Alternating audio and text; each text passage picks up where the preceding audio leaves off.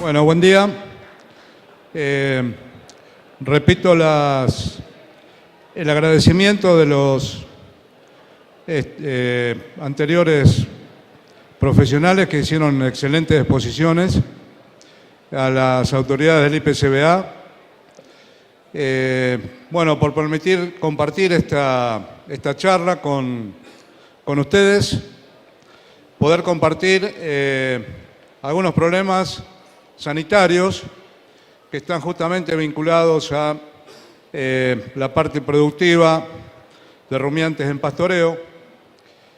Y es una excelente oportunidad también he tenido particularmente para poder charlar y compartir algunas vivencias de años atrás y de experiencias.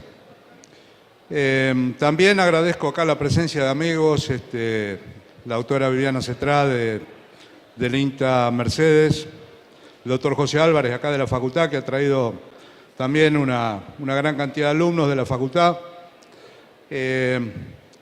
Y hablando de la facultad y de toda esta juventud que está acompañando hoy este seminario, un poquito como para ablandar el tema. Nosotros en la facultad todos los años copiamos una vieja idea de un profesor inglés, y es hacerle una pequeña encuesta, y después que hacemos toda la evaluación llegamos a la conclusión que el 20% de los estudiantes atiende y entiende lo que se está impartiendo desde la cátedra. El otro 30% escucha pero no entiende. Y el otro 50% experimenta fantasías sexuales. Así que yo estoy seguro que si ustedes están acá, están en el 20% ese que realmente interesa que compartamos esta charla. Bueno, estamos un poquito apretados de tiempo. Así que vamos a ir un poco rápido con el tema, y en todo caso vamos a dejar un espacio para el último, para aclaraciones o lo que haga falta. Cuando hablamos del NEA, indudablemente que todos los comentarios, las publicaciones, siempre están mencionando que es la región con mayor crecimiento ganadero. Se habla de un área productiva, dependiendo si se agrega la parte norte de Santa Fe y sur de Entre Ríos, de unos 60 millones de hectáreas, con el 20% del stock de bovinos a nivel nacional. Estamos hablando de una población muy importante de vacunos, de alrededor de 10 millones, de los cuales un poco menos de la mitad son vacas. Estamos hablando de más de 80.000 unidades productivas. Y estamos hablando de que justamente la ganadería está sobre pastizales y montes en más del 80%, y está, digamos, en un orden creciente del uso ya de pasturas megatérmicas adaptadas a al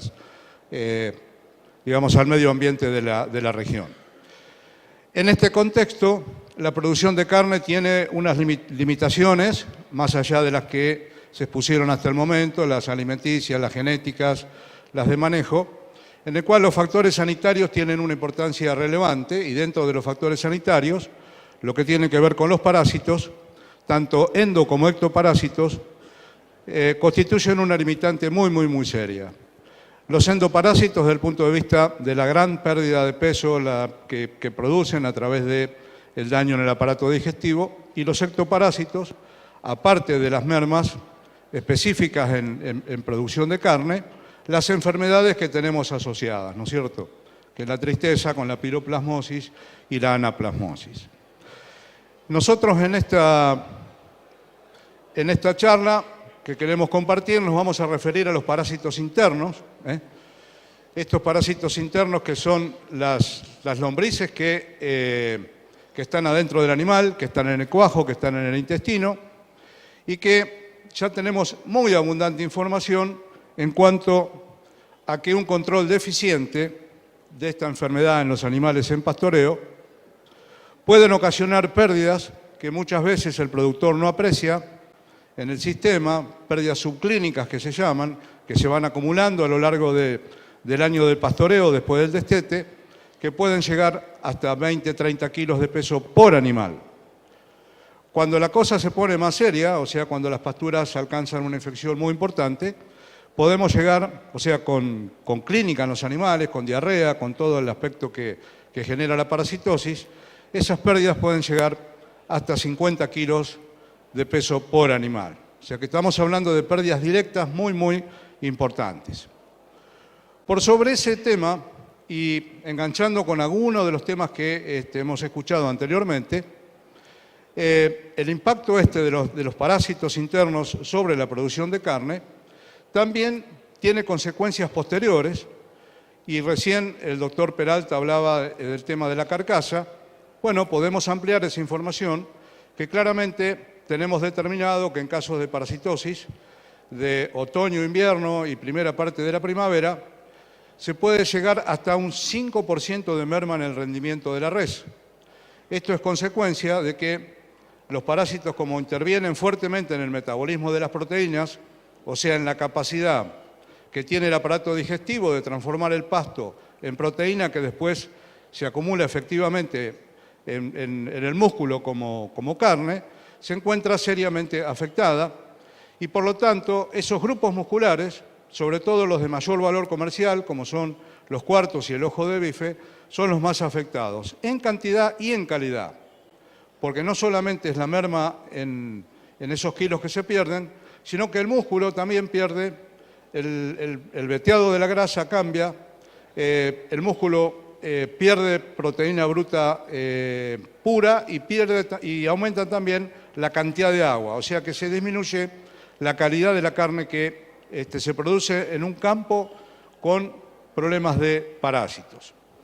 Otro problema vinculado a esto es el desarrollo óseo, que el doctor Peralta hizo mucho énfasis también en la parte de facilidad de parto y demás, y esto tiene que ver con que justamente el animal, cuando crece, sus huesos crecen por los extremos, y en los extremos hay matrices proteicas, y cuando hay problemas del metabolismo proteico por los parásitos, los huesos se sellan antes, se sellan cortos, y por lo tanto el animal queda más chico, y esa disminución del tamaño del hueso se ve expresada también en la cadera, ¿no es cierto?, en lo que es la pelvis del animal, produciendo áreas pélvicas más chicas que después a la larga se traducen en dificultad de parto en los animales. Cuando no se hace un buen control de parásitos después del destete, durante la recría de las hembras que van a reponer el rodeo, podemos tener este tipo de problemas, y si hablamos de un índice de reposición de 5 a 10% de los animales por año, vamos a encontrarnos que al cabo de 6 o 7 años los animales van a estar más chicos, van a quedar más petizos, justamente por este problema que estamos comentando. Y no es un problema genético, sino que justamente es un problema funcional vinculado a los parásitos, que no deja que el animal exprese su potencial genético al frame que lleva en su interior. Este mismo problema, aparte del hueso, lo podemos ver relacionado al desarrollo del aparato genital, cuando hoy se hablaba de tratar de tirar al animal más joven para ponerlo en servicio, o sea que la hembra bajarla de 3 a 2 o de 2 a 18 meses. Si no hacemos las previsiones desde el punto de vista de control, tenemos problemas en el desarrollo de los aparatos genitales, o sea, hay un útero menor desarrollado, el animal no entra en estro y por lo tanto hay impacto en la reproducción.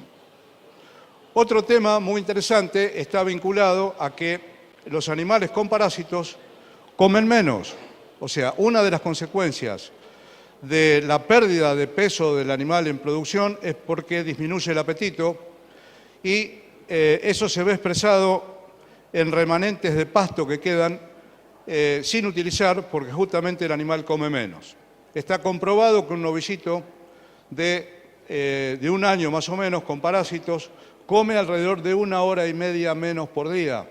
Entonces, eso significa que va a engordar menos, pero que también vamos a tener un remanente de pasto que no utilizamos porque va a sobrar pasto para la carga que nosotros hemos puesto en el potrero. ¿Cuál es la respuesta a veces? Ponerle más animales porque pensamos que tenemos más pasto o que nos hemos quedado cortos con la dotación. Y lo que ocurre es el efecto absolutamente negativo, inverso, y es que cuanto más animales ponemos, como vamos a ver ahora, aumentamos la carga y el problema de parásitos se acrecienta. Para poner, no es pretensión hacer un análisis económico exhaustivo, sino para tener una real dimensión de lo que estamos hablando. Por ejemplo, para un lote de novillos, en un pastoreo de marzo a primavera, o sea, de otoño a la primavera, un lote de 500 novillitos, y estamos en pérdida subclínica, o sea, esa que no vemos, esa pérdida equivale al costo de 150 hectáreas de verdeo, o equivale a implantar 70 hectáreas de una pastura permanente, o equivale a 25.000 litros de gasoil, o a 300 rollos de alambre liso, o a cambiar la camioneta todos los años. O sea, esa pérdida que se está acumulando desde el destete hasta la primavera, que no se ve, que por ahí no vemos los animales mal y decimos no hace falta tratamiento, a lo largo del tiempo se van acumulando y da una dimensión muy, muy importante. ¿De qué lombrices hablamos? Bueno, justamente decimos las del cuajo, hay un montón ahí de nombres raros, en el intestino también tenemos algunas que acompañan, y las menos complicadas son las que están en el intestino grueso.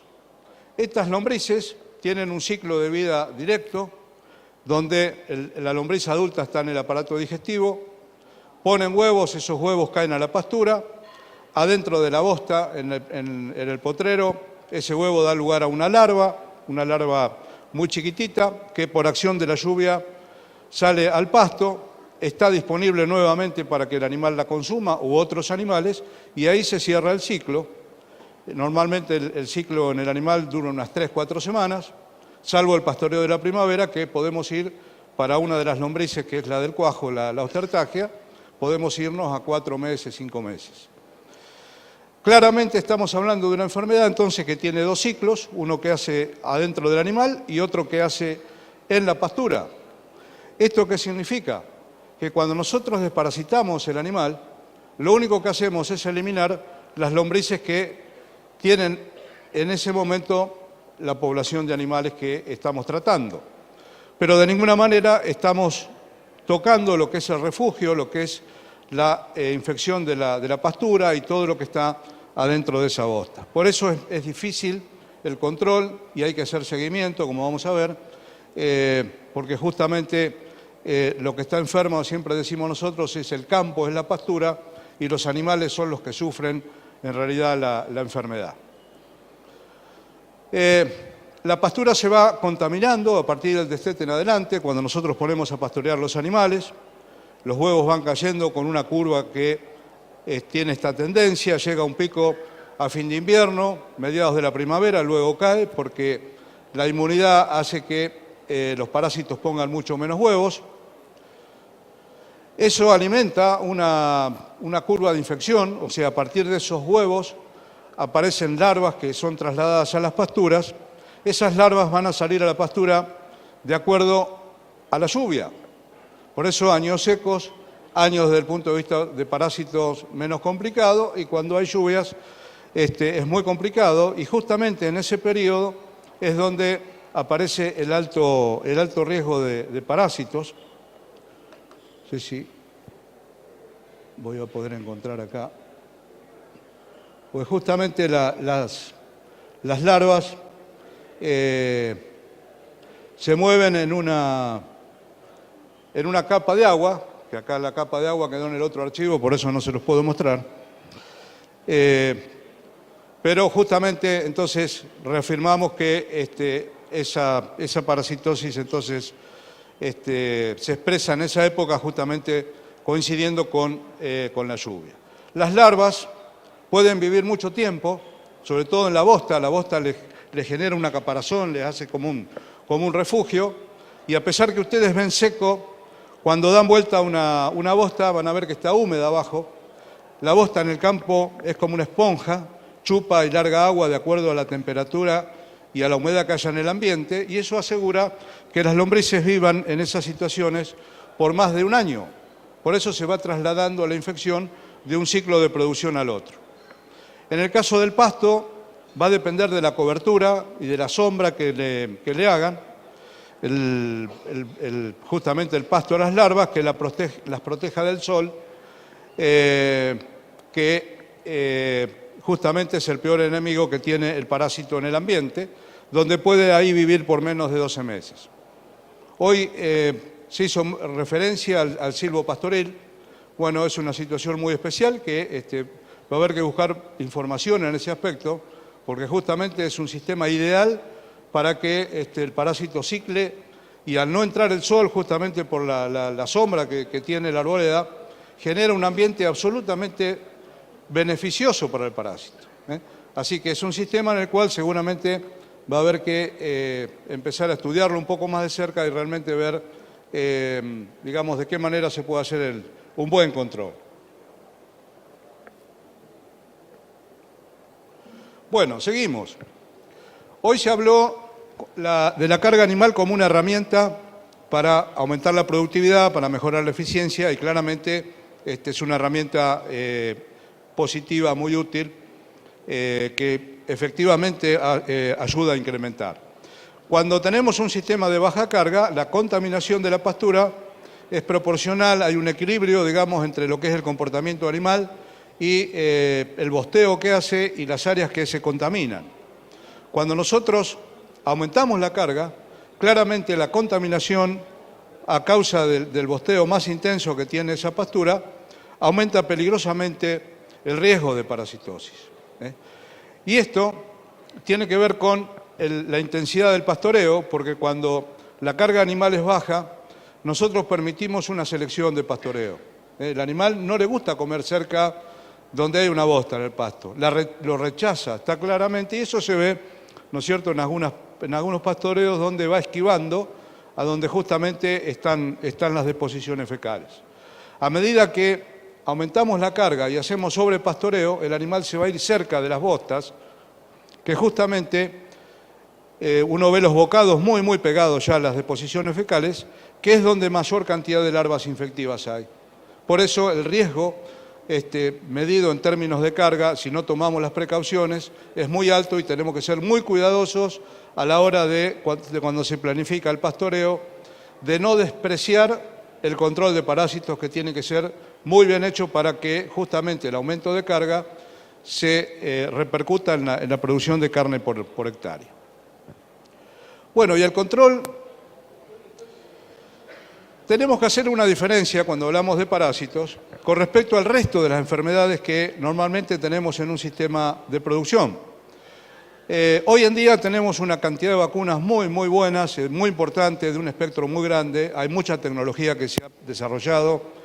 Son inmunógenos muy, muy potentes. Podríamos decir que ya prácticamente las mortandades que teníamos décadas atrás no las tenemos hoy, salvo excepciones, justamente porque las vacunas nos han ayudado a prevenir la aparición de ese tipo de cualquier enfermedad, ¿no es cierto?, infecciosas, sean bacterianas o sean víricas. En el caso de los parásitos, no hay vacunas, no tenemos vacunas. Hasta ahora, lamentablemente, no se ha podido desarrollar una vacuna para decir, bueno, contra las lombrices, nosotros vacunamos 1 o 2 veces al año, lo que fuera, y protegemos a los animales de una infección natural. Lo único que tenemos es el antiparasitario y como herramienta el manejo para potenciar la eficacia de un antiparasitario. Entonces, esto medianamente ya nos complica un poquito más la cosa, porque no solamente estamos hablando de una enfermedad que tiene un doble ciclo en el animal y en la pastura, sino que tampoco tenemos vacuna para protegerlos.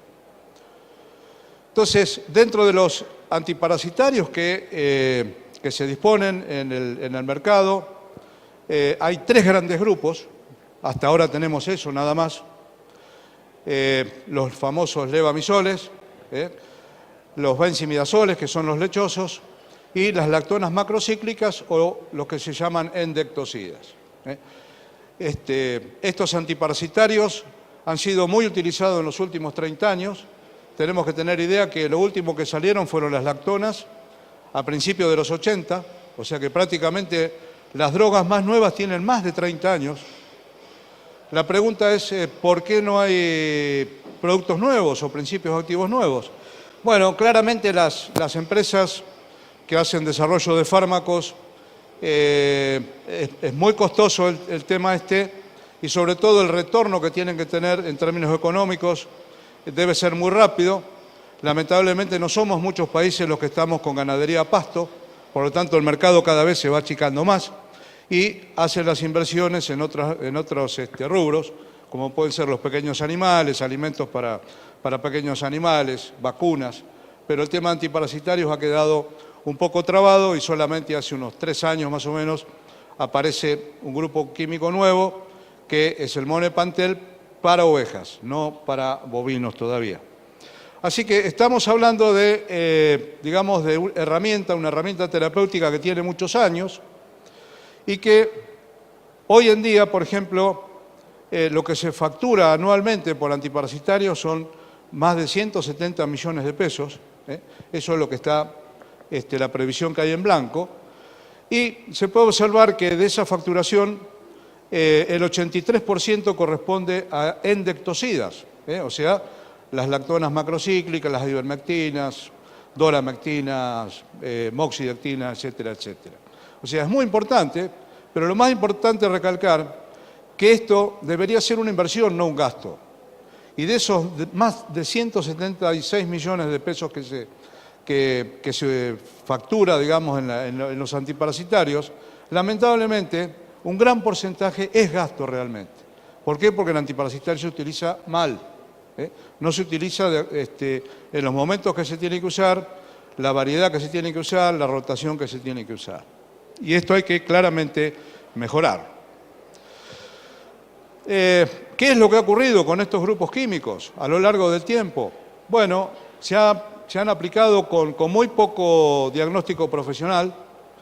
Se han hecho desparasitaciones muy frecuentes, justamente para tratar de suprimir las infecciones parasitarias que los animales tienen a lo largo del año, desparasitaciones muy frecuentes, y lo que se puede ver es una consecuencia muy seria.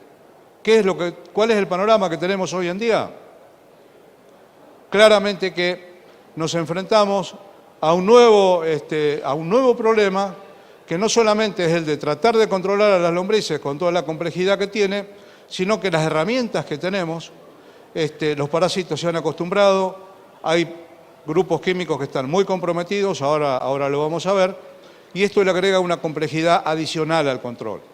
O sea, tenemos ahora que reaccionar contra esto y tomar algunas medidas, digamos, que ayuden justamente a controlar el parásito y a paliar este problema que tiene que ver con la resistencia. ¿Es un problema de los antiparasitarios solamente? No. Esto lo podemos ver también en lo que ocurre con los herbicidas, ¿no es cierto?, en la parte agrícola, en la cual hoy en día prácticamente la mayoría se han descrito una gran cantidad de malezas que son resistentes a los herbicidas que tenemos. Entonces, ¿qué pasa entre los herbicidas y los antiparasitarios? Que justamente es la mano del hombre que está poniendo un tóxico a un organismo vivo, como puede ser una lombriz o puede ser un vegetal, y el cual claramente, si seguimos al viejo Darwin, con el correr del tiempo se va a adaptar, se va a acostumbrar, y hoy en día prácticamente no hay suplemento agropecuario de fin de semana que no se mencione el problema de la resistencia a las malezas, de las malezas a los herbicidas como un tema casi central. Han aparecido programas nuevos, aparecen los términos como adiós al control fácil, basta de esas recetas, en tal momento, en tal otro, esas recetas fijas que justamente conducen a este problema. En el caso de los antiparasitarios hay estudios ya de hace unos cuantos años En Argentina, digamos, el más grande, el más completo, se hizo alrededor de tiene unos 10 años, donde se caracterizó la resistencia en alrededor de 69 establecimientos distintos, distribuidos en distintas regiones del país, y vemos que ya en ese momento el tema de las lactonas macrocíclicas estaban muy comprometidas. El 55% de los establecimientos mostraban resistencia a la ivermectina, 10% a los lechosos y no se ha encontrado a los levamisoles. Esto también es complicado en la oveja, donde es más grave el problema. Bueno, acá en Corrientes es terrible el problema de la resistencia. Acá la gente del INTA Mercedes con Viviana y todo el equipo están continuamente trabajando y sacando informes, y estuvimos charlando hoy a la mañana. Hemos hecho una nueva red de ensayos ahora que se están terminando, y ya adelantó que casi el 100% de los campos donde han hecho las pruebas, todas están con resistencia a ivermectina. O sea que es un problema realmente muy complicado. Bueno, con las cabras también el problema es grave. Bueno, la pregunta es ahora, ¿de quién es el problema? ¿De quién creen ustedes que ahora es el problema? Es del productor, claramente, porque tiene metido ahora un problema ahí dentro de su campo que hay que solucionarlo. La pregunta es, ¿y por qué hay que solucionarlo? ¿Qué argumento le puedo dar yo para que convencer a un productor de que realmente tiene que enfrentarlo al problema, que tiene que hacerse cargo en el sentido técnico, ¿no? En el sentido profesional del problema que está teniendo con los parásitos en su sistema de producción? Bueno, fíjense, esta es una red de ensayo que hicimos hace unos 5 o 6 años atrás, donde se probaron en campos, en 17 campos distintos, con esta distribución, que tenían resistencia a la ivermectina. Se probaron la ivermectina con otro endectocida que era eficaz todavía en ese momento. Con un grupo control no tratado, fíjense, el grupo control en 90 días ganó 22,5 kilos de peso, el endectocida resistente ganó 9 kilos más, y el endectocida, que todavía era eficaz en ese campo, ganó 14 kilos más. O sea que se está perdiendo en 90 días de pastoreo la mitad de la ganancia de peso total si hubiéramos elegido bien el antiparasitario. Esto, digamos, si hacemos el mismo modelo que comentábamos anteriormente para 500 novicitos en 90 días, da una pérdida de 61.000 pesos. Nada más que en ese periodo, por haber elegido mal el producto, nada más que por eso. La dimensión de esto, como hacíamos anteriormente, con eso nos hubiera permitido pagar el diagnóstico profesional, si teníamos o no resistencia en el campo, hubiésemos podido comprar 1.000 dosis de levamisol, 1.000 de un endectocida eficaz y 1.000 dosis de otro antiparasitario que todavía pueda funcionar. ¿Por cuánto? Bueno, por 500 novicios y para 2 ciclos enteros de producción. Solamente por haber tomado, digamos, una decisión que no era la correcta desde el punto de vista del producto que teníamos que utilizar en ese campo. ¿Qué pasa si nosotros sacamos animales de un sistema que hay resistencia a ivermectina y pretendemos engordarlos a corral? Bueno, un poco anoche hablábamos de que era conveniente ahora, ¿no es cierto?, el uso del maíz y el engorde a corral. Fíjense que si nosotros encerramos a comer animales que los hemos tratado con una ivermectina, la cual le han quedado lombrices que eran resistentes al tratamiento, se ha demostrado que en 75 días de encierre se pierde el 10% del peso vivo que se puede ganar en ese periodo. Para 500 novicitos hacemos el mismo ejercicio, tenemos 80.000 pesos de pérdida en 75 días de encierre. ¿Por qué? Porque elegimos mal el antiparasitario y no hemos hecho el diagnóstico, ¿no es cierto?, de post-tratamiento o de resistencia. ¿Qué dimensión tiene esto? De vuelta, podríamos haber pagado el control de eficacia del post-tratamiento, a ver si habían dado bien o no el producto. Por ejemplo, de 10 tropas de orígenes distintos que hubiésemos metido en el feedlot, para 10 ciclos de engorde hubiéramos ahorrado 20 toneladas de alimento, 8 días para 500 novillitos, y hubiéramos evitado el gasto de funcionamiento del feedlot por 8 días. O sea, son argumentos realmente muy concretos, muy contundentes para abarcar y atender este problema que realmente es muy serio, está generando, digamos, una situación en el control muy complicada y hay que abordarlo profesionalmente. No podemos seguir con el criterio, bueno, voy a desparasitar los animales, voy a la veterinaria, dame un antiparasitario ya que encierro voy a tratar. Eso tenemos que desterrarlo, tenemos que olvidarlo porque estamos muy complicados con esto. Tener resistencia indica que se ha generado por el uso frecuente. Ustedes multipliquen 30 años por la cantidad de antiparasitario que han aplicado en el campo, se van a dar cuenta que es mucha la cantidad que se ha utilizado y las lombrices han reaccionado y se han puesto resistentes. O puede ser que entró al campo por la compra o capitalización de animales provenientes de establecimientos con resistencia. Y acá hay que tener cuidado porque el control de la garrapata implica una gran cantidad de tratamientos con ivermectina. O sea, la simplificación del tratamiento a través de los endectocidas prácticamente eliminó los baños y se utiliza muchísima ivermectina. Esto hace que prácticamente hoy en día los campos en esa situación estén todos con lombrices resistentes, sobre todo el parásito de intestino Coperia y está apareciendo la lombriz grande del cuajo, el Amoncus también con ese problema. Y entonces esos campos exportan las lombrices resistentes, ya sea a los feedlot o a otro sistema de pastoreo que va a terminar los animales y metemos la resistencia entonces en ese tipo de explotaciones. El problema de la resistencia es un problema genético, un poco lo que hablaba hoy el doctor Peralta, ¿no es cierto?, de que se transmiten de progenie en progenie distintos caracteres, pero lo cierto es que cuando una población de parásitos empieza a ser tratada con un antiparasitario, el gen de la resistencia es muy baja, la frecuencia en esa población.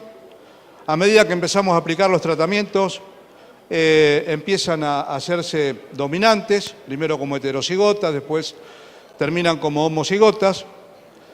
En este punto que está acá, probablemente no haya mucha complicación desde el punto de vista de la ganancia de peso, pero lo interesante de mencionar en esto es que cuando nosotros hacemos el test de reducción, el test de resistencia, que ahora lo vamos a comentar, captamos que hay resistencia en esa población de parásitos cuando el gen de la resistencia ya está en un 30% de distribución en esa población. O sea, antes no podemos. Hay técnicas moleculares que a campo son de difícil aplicación. Y si nosotros no captamos el problema de la resistencia en ese punto y el problema sigue avanzando, entonces ya encontramos en un estado de absoluta dominancia del gen de la resistencia, ya los animales van a expresar síntomas clínicos porque por más que le pongamos el antiparasitario, hace de cuenta que va a ser agua, porque no va a haber ningún tipo de efecto y podemos tener ya problemas clínicos o problemas en la ganancia de peso. Entonces, tiene un componente genético heredable y una vez desarrollada no tiene reversión. Hay campos de más de 10, 12 años que han dejado de utilizar el producto, el principio activo al cual había resistencia, donde se lo incorpora de nuevo, al segundo o tercer tratamiento ya aparece de nuevo la resistencia. ¿Por qué? Porque justamente es genética, tiene memoria y hace falta que la estimulemos con el tóxico, que en este caso es el antiparasitario, para que nuevamente se desarrolle en esa población. Entonces decimos que se acabó el control fácil, lo mismo que pasa con la agricultura. Se requiere un abordaje técnico y profesional para determinar la eficacia y la oportunidad de uso en cada establecimiento. Bueno, la pregunta es ¿cómo arrancamos? Primer paso. Lo primero que hay que hacer es el test de resistencia en cada establecimiento, para saber dónde estamos parados, para saber si los productos que utilizamos en el campo funcionan o no funcionan. ¿Cómo se hace un test? Bueno, se arranca, es muy fácil, vamos a decirlo rápidamente. ¿Quién debe hacerlo? Como dijimos, todos los establecimientos. Si cada establecimiento es un mundo distinto en esto. ¿En qué categorías? Animales destetados y en pasturas de recría engorde. ¿Cuándo? Fundamentalmente desde mediados del otoño, de otoño a fin de invierno, que es cuando tenemos la población de parásitos más importante. ¿Cómo se empieza? Bueno, es muy simple, se puede ir al potrero, se van con bolsitas, se juntan muestras individuales frescas de materia fecal, esas se llevan al laboratorio, ahí se hacen los HPG, que es los huevos por gramo de materia fecal, y tiene que haber por lo menos un promedio de conteo mayor a 200 para iniciar el test. Si este requisito se ha cumplido, bueno, entonces largamos el test, se seleccionan 40 animales parejos, el día 1 se encierran, se identifican y ahí sí se les saca bosta, digamos, del recto de manera individual con el número de cada animal. Se conforman 4 grupos parejos de 10 animales. A un grupo no se lo trata, otro grupo se le pone un levamisol, un segundo un lechoso y al otro un endectocida, que puede ser una ivermectina o cualquiera. Ahí ya iniciamos la prueba en el día 1. Al día 15 tenemos que volver a sacar materia fecal de cada animal. Esto se vuelve a analizar en el laboratorio. El laboratorio hace el HPG, o sea, mira a ver cuántos huevos hay en la materia fecal, y también se procede al coprocultivo. ¿Qué es esto? En el laboratorio se cultivan esos huevos para ver qué lombrices son las que han sobrevivido al tratamiento. Es importante conocer si el antiparasitario es eficaz y si no es eficaz, qué lombrices son las que han sobrevivido, porque eso nos va a ayudar después a elegir los antiparasitarios que nosotros tenemos que aplicar en las distintas épocas del año. Entonces, para los resultados vamos a tener el conteo del día 0, para cada grupo tratado y el control sin tratamiento, los HPG al día 15 y los parásitos identificados. ¿Cómo interpretamos esto? Bueno, comparamos el promedio de huevos de cada grupo con respecto al control y si la reducción del HPG es menor al 90%, es que tenemos resistencia al producto ese que no da la reducción por arriba de ese porcentaje. El coprocultivo indicará entonces qué lombrices son resistentes al tratamiento. Determina qué antihelmíntico anda todavía en ese campo,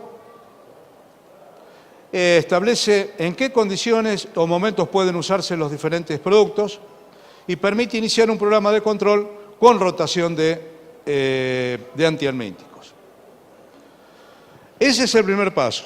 Entonces, establecer qué es lo que anda en el campo. ¿Cómo seguimos ahora? Bueno, el control es el segundo paso, determina el momento oportuno para desparasitar los animales.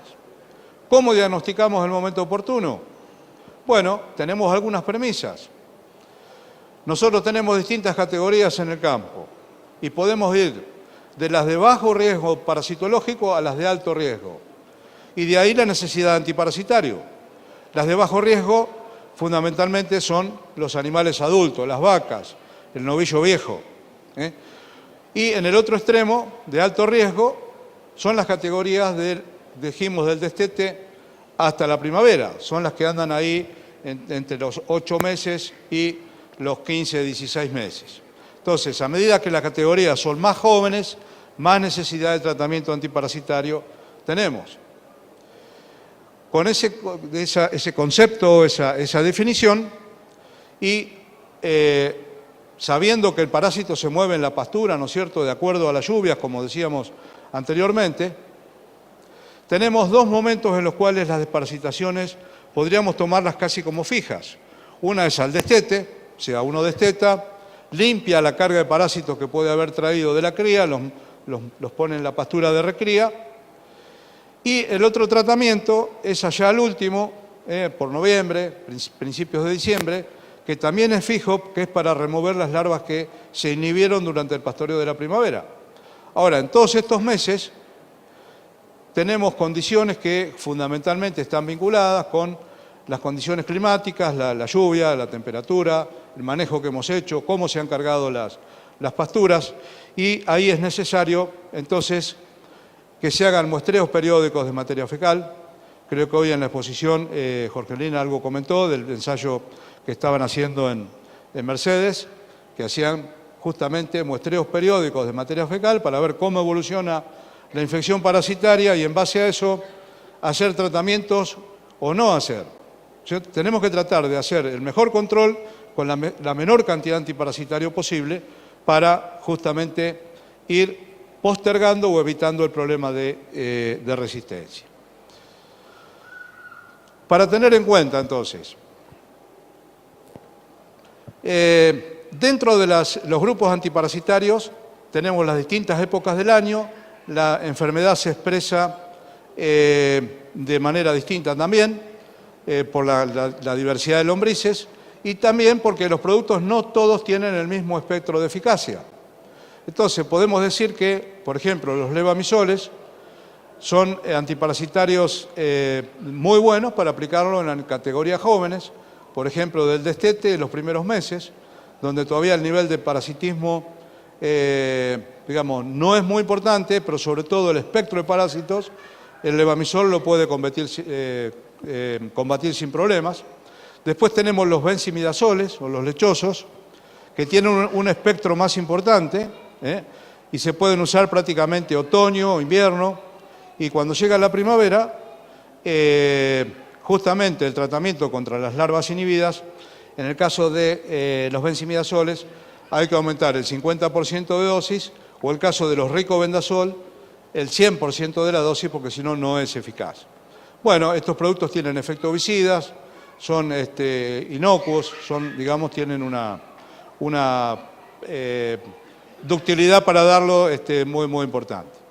Bueno, y después tenemos las lactonas macrocíclicas, que justamente las podemos aplicar en las épocas en las cuales la infección parasitaria es muy importante en la pastura. Tenemos las especies más patógenas. La ivermectina o las lactonas macrocíclicas son productos de mucha potencia, tienen persistencia. Por lo tanto, acá se puede poner un concepto, el cual es interesante desde el punto de vista de la resistencia y tiene que ver que un producto que tiene más persistencia tenemos que aplicarlo en los momentos que hay más larvas en la pastura, porque cualquier individuo que sobreviva y ponga huevos después se va a diluir en la gran cantidad de larvas que ya tenemos en esa pastura. En cambio, si ese producto nosotros lo usamos en verano, donde la población de larvas en la pastura es muy baja, cualquier individuo que sobrevive rápidamente domina la población y vamos rápidamente hacia la resistencia.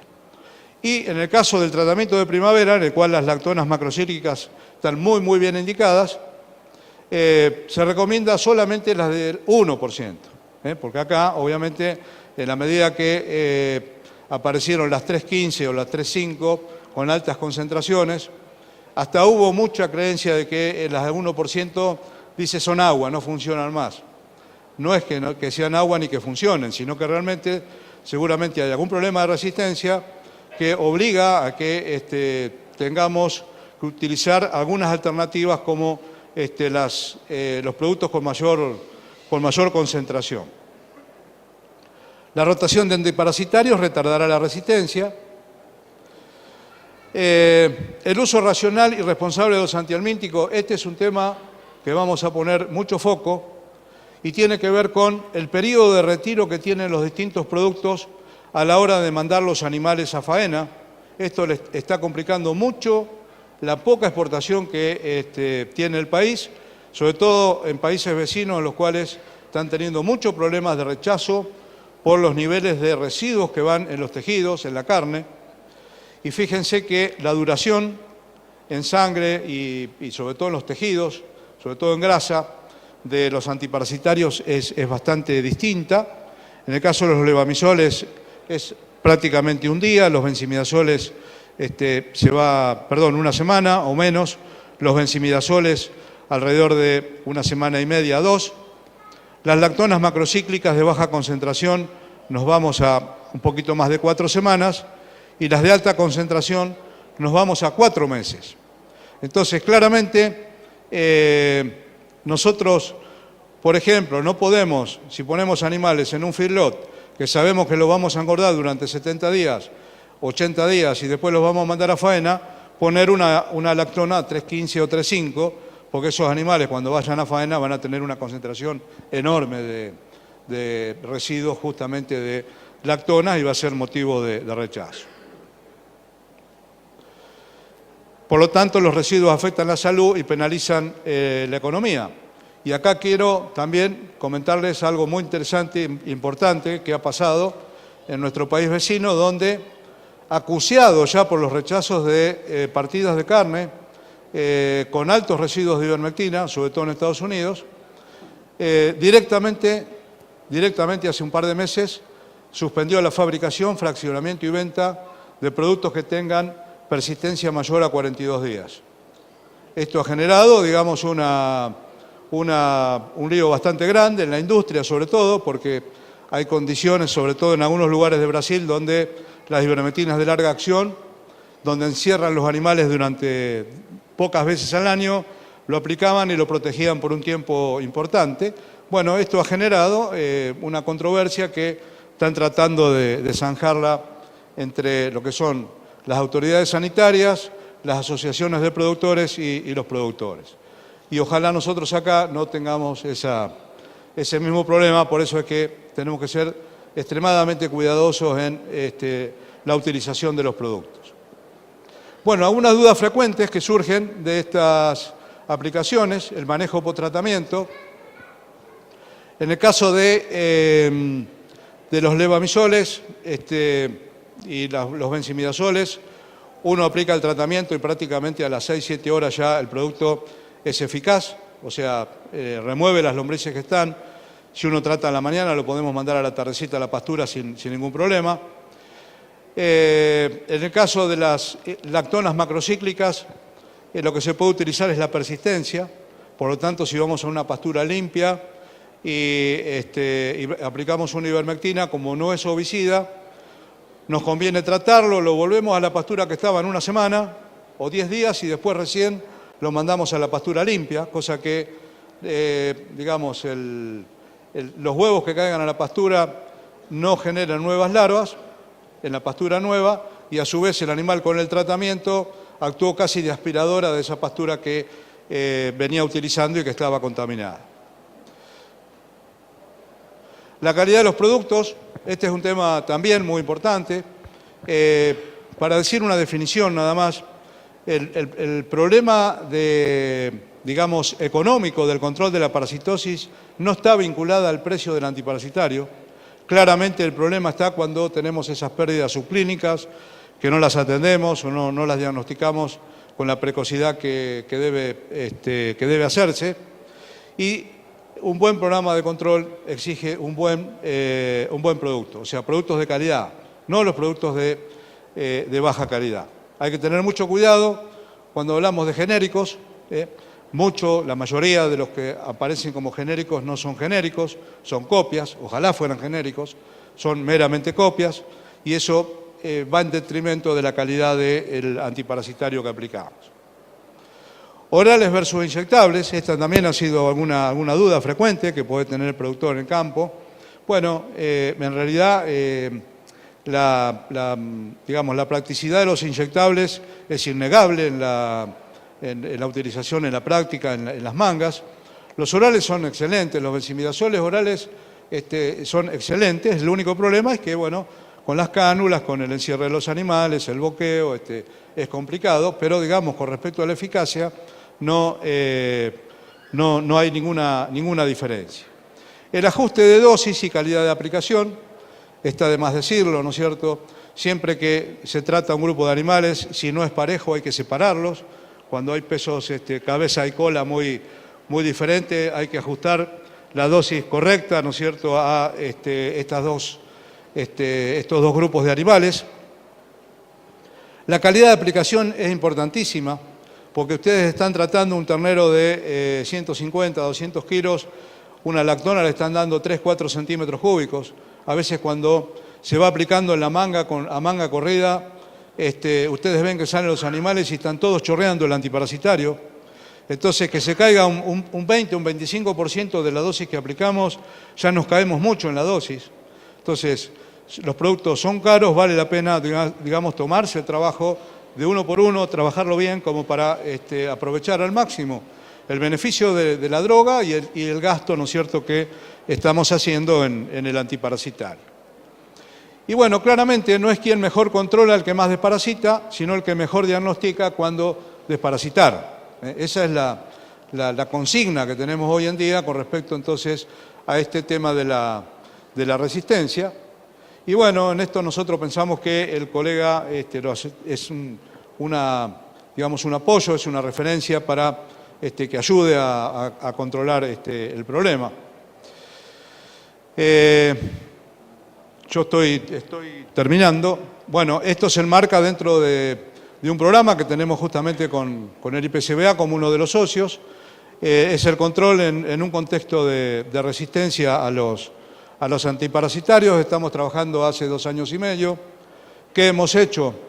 Bueno, hemos hecho cursos de actualización para laboratorios, alrededor de 50 en el país, porque justamente este tema del test de reducción, necesariamente los laboratorios tienen que estar muy, muy ajustados con la técnica del HPG y sobre todo el cultivo de larvas, así que hemos estado insistiendo, hemos hecho un manual para ayudar, digamos, en la comprensión del laboratorio. También hemos hecho alrededor de 30 cursos para colegas a lo largo del país. Alrededor de unos 1.700 colegas se han entrenado, ¿no es cierto?, en toda esta problemática y en cómo atenderla, en enfrentar el problema de la resistencia, con un manual también técnico de apoyo para el colega que puede ayudar a solucionar el tema. Este justamente fue financiado completamente por el IPCBA. Para los productores hemos hecho un boletín de difusión con el problema y el último boletín del IPCBA, que ustedes lo pueden levantar de la página, ¿no es cierto?, entran en la web de IPCBA y un PDF, ahí lo pueden capturar, donde mucho de lo que hemos charlado hoy está en ese boletín. Tenemos también un afiche para poner en las veterinarias, para advertir, ¿no es cierto?, del problema y a quién se debe recurrir y qué es lo que se debe hacer. Bueno, yo les pido 1000 disculpas, he ido un poco rápido, pero teníamos previsto media hora antes el inicio y así que he hecho una maratón y por supuesto agradecerles realmente la atención que han tenido en escucharme y quedo a disposición para preguntas. Bueno, el aplauso para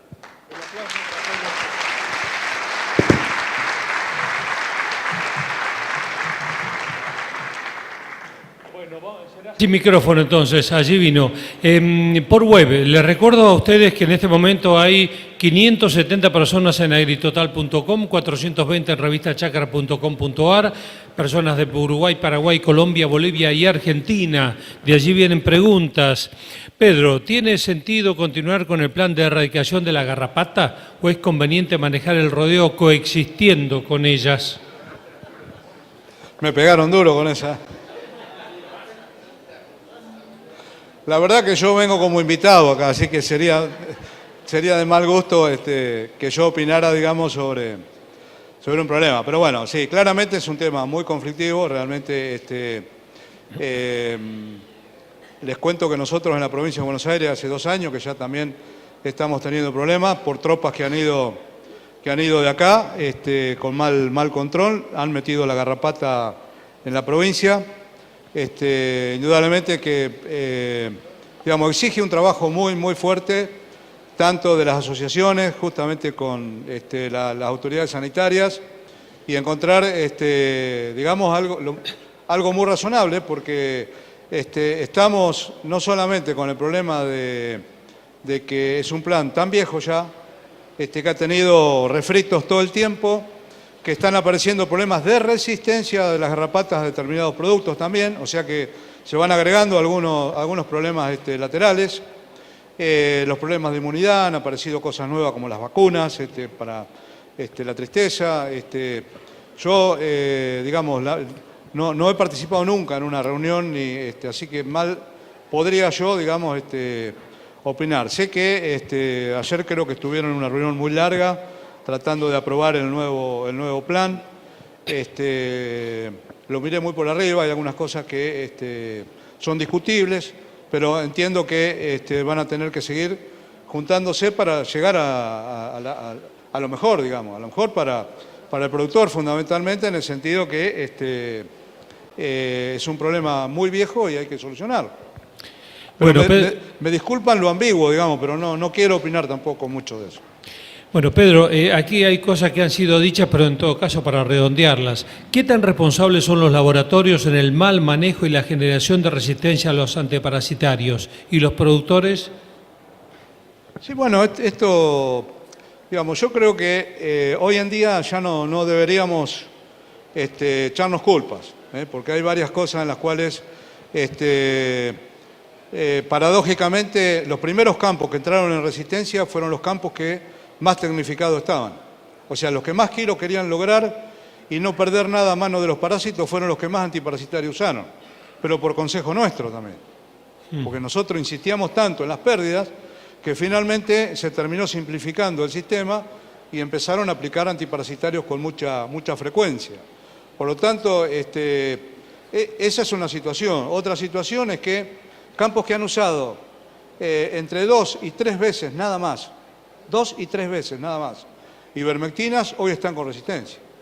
O sea, es un problema de adaptación en la cual hay múltiples causas, hay múltiples razones, uno lo puede explicar, los laboratorios, los técnicos, los productores, pero lo real es que hoy estamos en este problema. Bueno, aquí hay algunas preguntas que también fue dicho para ver si se redondea el concepto. ¿Qué pasa con la carne cuando se desparasita el animal unos días antes de mandar a faena? Ya lo dijiste. Claro, exacto. Bueno, y acá, ¿usted cree que es posible que se prohíba la ivermectina en nuestro país? Y yo, particularmente deseo que no. Lo que pasa es que va a haber zonas como, por ejemplo, estas regiones acá del NEA, donde la ivermectina, al paso que va a quedar como garrapaticida nada más. Va a quedar como un producto para curar garrapata. Ahora, cuando hablemos de controlar las lombrices, vamos a tener que estar pensando en otros grupos químicos. Para eso hay que hacer el test de resistencia, ver qué anda, qué no anda, ver si andan los levamisoles, los benzimidazoles. Todavía eso es una reserva que tenemos importante, que no hay que desperdiciarla, hay que tomar cartas en el asunto y empezar a tomar las previsiones que hagan falta, ¿no? Bueno, va a tomar el avión, le damos un aplauso a Pedro Estefan, veterinario del centro de la provincia de Buenos Aires, la importancia de un control parasitológico sustentable.